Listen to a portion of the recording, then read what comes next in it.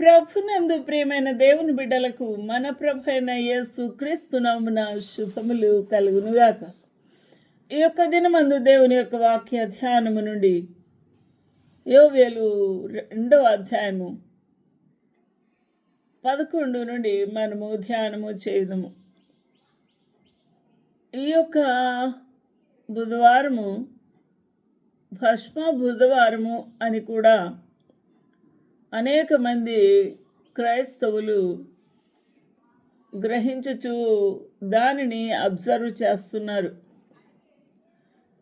దీనిని పోపు Gregory the great స్థిరపరిచి ఉన్నాడు. ఇది ఈస్టర్ అనగా పునరుత్థాన పండుగకు ముందు 40 దినములను ఈ విధంగా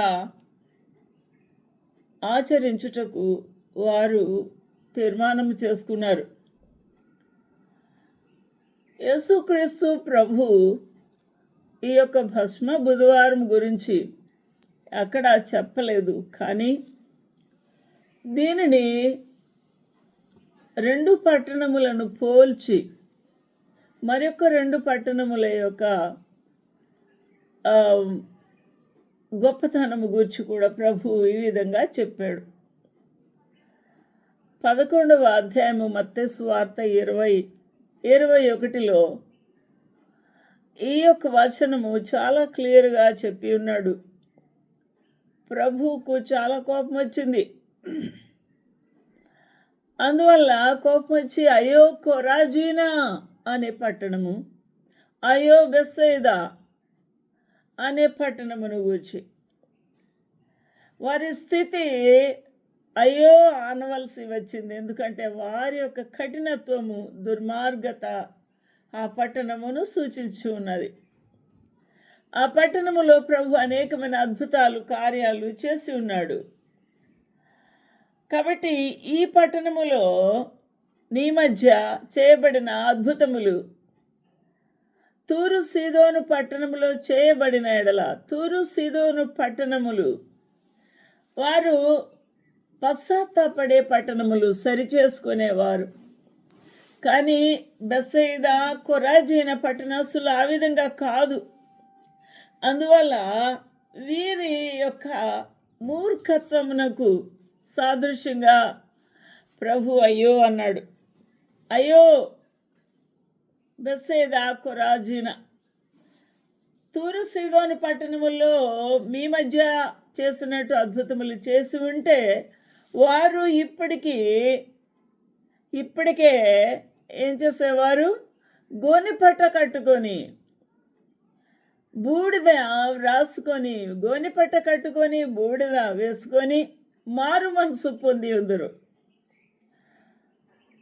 అనగా మన జీవితంలో మన స్థితిని సరిచేసుకుంటూ పశ్చాత్తాపడుతూ ప్రభు సన్నిధిలో మారు మనసు పొందుటే ప్రభువుకి ఇష్టమైన కార్యము. అందువల్ల ఈ పట్టణాలు రెండింటినీ ప్రభు మన ముందు ఉంచి ఉన్నాడు. అందువల్ల ఈ 40 దినములలో మానవుడు ప్రభు సన్నిధికి పశ్చాత్తాపముతో వచ్చి రికన్సిలేషన్ అనగా సమాధానపడుట, ప్రభువుతో వారికి ఉన్న ఆ వైరమును సరిచేసుకొనుట, ప్రభు అయిన యేసు రక్తములో కడగబడుట అనేది చాలా ప్రాముఖ్యమైన సంగతి. కాబట్టి ఈ యొక్క 40 రోజుల్లో అనేక మంది వారి యొక్క జీవితమును పరీక్షించుకుంటారు. వారి యొక్క క్రియలను బట్టి ప్రభు చేయబోతున్న అనేకమైన పనిష్మెంట్స్, జడ్జిమెంట్స్ వారి మీదకి రావాల్సి ఉన్నాయి. కాబట్టి వాటిని ఒప్పుకుంటూ సరి చేసుకుంటూ ఆ విధమైన చర్యలు వారి మీద పడకుండా సరి చేసుకుంటూ ఉంటారు. కాబట్టి ప్యూరిఫికేషన్ అనగా పాపములు ఒప్పుకొని ప్రభువైన యేసు రక్తంలో కడగబడుట వారు తిరిగి రెన్యూ అవుట అనగా తిరిగి నూతనమైన జన్మతో ప్రభుతో సరి చేసుకొనుట అనేది ఈ యొక్క యాష్ వెడ్నెస్డే నుండి ప్రారంభము చేసుకుంటారు కొద్దిమంది. అయితే ఈ 40 రోజుల్లోనే పశ్చాత్తాపము, 40 రోజుల్లోనే ప్రభువుతో సరి చేసుకుంటూ ప్రభువును హత్తుకొనుట కాదు. Reconciliation with the God is not at all in 40 days, but in all the days of our life must be followed. కాబట్టి మనము బ్రతికి ఉన్నంత కాలము మన ప్రభువుతో సరి చేసుకోవాలి, మన ప్రభువుతో సమాధానముగా ఉండాలి. అంటే మన యొక్క అంతరంగ జీవితము పరిశుద్ధంగాను పవిత్రంగాను పాపములు ఎప్పుడూ దాచుకోకుండా ఒప్పుకొని కడగబడిన స్థితిలో ఉంటేనే అది సరైన విధానము అవుతుంది. అందువల్ల ప్రభు అంటున్నాడు యోవేలు 2:11 చివరి భాగంలో, ఆ దినము బహుభయంకరము అనగా జడ్జిమెంట్ వచ్చే దినము. ఆ జడ్జిమెంట్లకి మనము తాళలేము. తాళగలవాడు ఎవడున్నాడు? ఎవడు లేడు. The lord shall utter his voice before his army, for his camp is very great, for he is strong that executeth his word. For the day of the Lord is great and very terrible. Who can abide it? కాబట్టి అంత గొప్ప దేవుని యొక్క గర్జన ముందు, ఆ యొక్క తీర్పు ముందు, ఆ వెంజన్స్ ముందు ఎవరు తాళగలడు అని మనకి వాక్యము ప్రకటిస్తూ ఉంది. ఇప్పుడైనా, అందువల్ల ఇప్పుడైనా మీరు ఉపవాసం ఉండి కన్నీరు కార్చుచు దుఃఖించుచు మనఃపూర్వకముగా తిరిగి నా యొద్దకు రండి. హల్లెలూయా. దేవునికి మహిమ, ఘనత, ప్రభావము కలుగునుగాక. మనము ఇప్పుడైనా దేవుని వద్దకు రావాలి.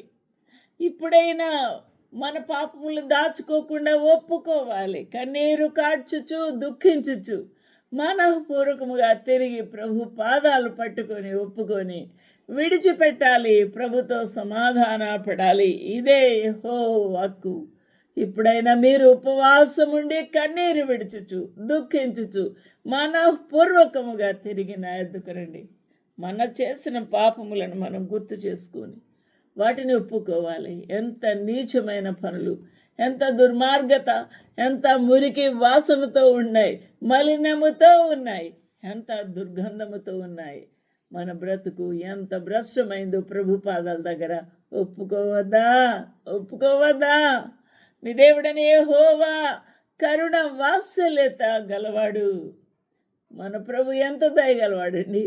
ఎంత మురికి, ఎంత మస్టు, ఎంత భ్రష్టత్వము, ఎంత కుళ్ళు కృషించిపోయిన మన బ్రతుకును తిరిగి ఆయన కడుగుకొని శుద్ధి చేసుకొని ఆయన వాత్సల్యతతో ఆ ప్రభు మనల్ని హత్తుకునే దేవుడై ఉన్నాడు.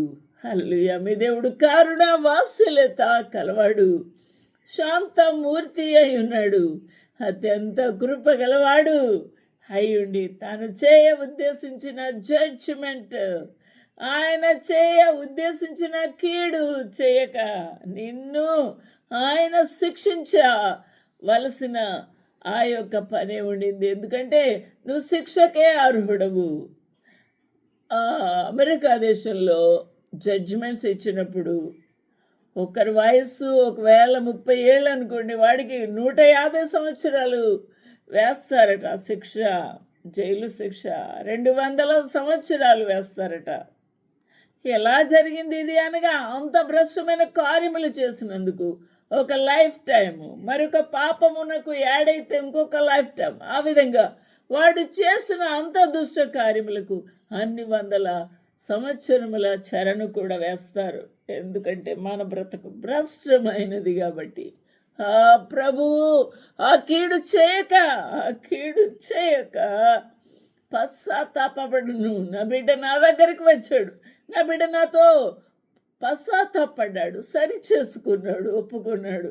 కనుక మీ వస్త్రములు కాక మీ హృదములను చింపుకొని ఆయన తట్టు తిరుగుడి.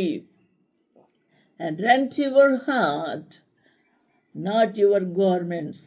ప్రభు ఏమంటున్నాడు? Therefore also now said the Lord, turn you even to me with all your heart and with fasting and with weeping and with mourning. Yes, because we are wretched people.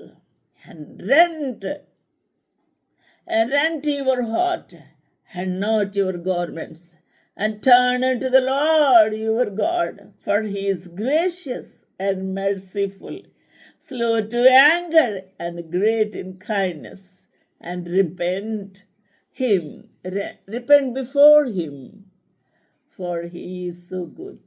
ఈరోజు నా ప్రభు దగ్గరికి వద్దాం, ప్రభు పాదాలు పట్టుకుందాం, నన్ను కడుగుమని అడుగుదాం. ఆయన ఒకవేళ మనసు మార్చుకుంటాడము, ఒకవేళ పశ్చాత్తాపడి మీ దేవుడైన యెహోవాకు నైవేద్యమును పానార్పణమును మీకు దీవెనగా అనుగ్రహించును అని గ్రహింపడని ఎవడు చెప్పగలరు? ఆయన పడడు అని ఎవరు చెప్పగలరు? తిరిగి నిన్ను అంగీకరించడని ఎవరు చెప్పగలరు? ఆ ప్రభు నీ యొక్క పశ్చాత్తాపమును, నీ పానార్పణము, నీ కృతజ్ఞత, నీ స్తుతులు అందుకోడని ఎవరు చెప్పగలరు అంటున్నాడు. అంత గొప్ప దేవుడు. అందువల్ల ఉపవాస దినమును ప్రతిష్ఠించండి, ప్రకటన చేసుకోండి. వ్రత దినమును ప్రకటన చేసుకోండి. హల్లెలూయా. మన ప్రభు అయిన యేసు క్రీస్తు ఎంతో దయగలవాడు, కృపగలవాడు, వాత్సల్యత గలవాడు. మన పాపములు ఒప్పుకుందాము, ఆయన పాదాలు పట్టుకుందాము, సరి చేసుకుందాము. అట్టి భాగ్యం ప్రభు నీకు ఇవ్వాలని నువ్వు ప్రభు సన్నిధికి వస్తే, నువ్వు ప్రతి దినము కూడా ప్రభు సన్నిధిలో సరి చేసుకుంటే ఆయన ముగ్ధుడైపోయే దేవుడు. అట్టి భాగ్యం ప్రభు మనకు అనుగ్రహించాలని వేడుకుందాం. ప్రభు మిమ్మల్ని దీవించునుగాక.